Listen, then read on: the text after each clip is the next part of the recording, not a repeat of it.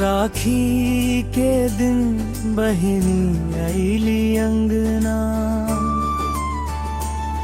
खुशियन से भर गईल सगरी आंगना। कलाई में बांध के प्यार के राखी,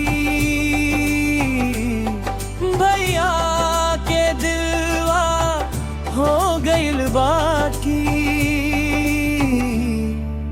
बहिनी तू घरवा के लक्ष्मी हो, भैया के तू सबसे प्यारी हो। जन्म जन्म के ई नाता रहे, तोहरा माथे खुशियन के छाता रहे। बहिनी तू सबसे प्यारी हो, जन्म जन्म के ई नाता रहे।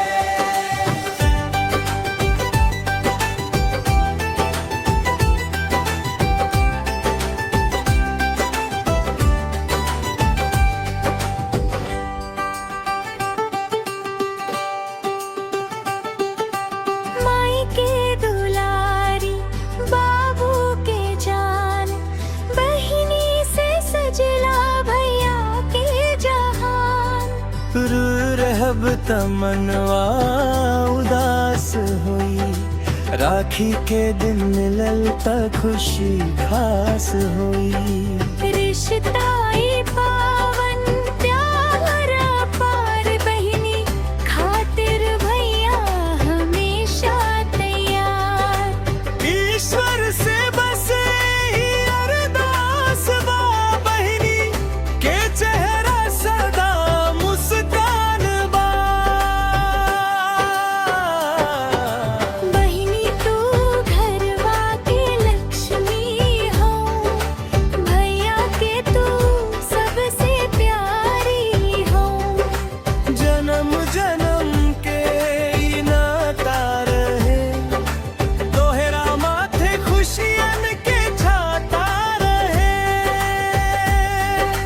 बहिनी तू सबसे प्यारी हो, जन्म जन्म के ई नाता रहे।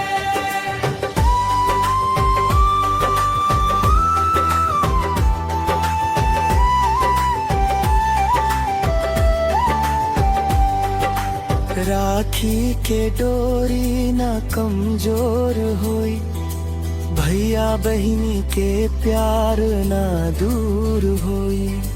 हर साल ऐसे ही त्योहार मनाई, हंसी खुशी से राखी बन्हाई।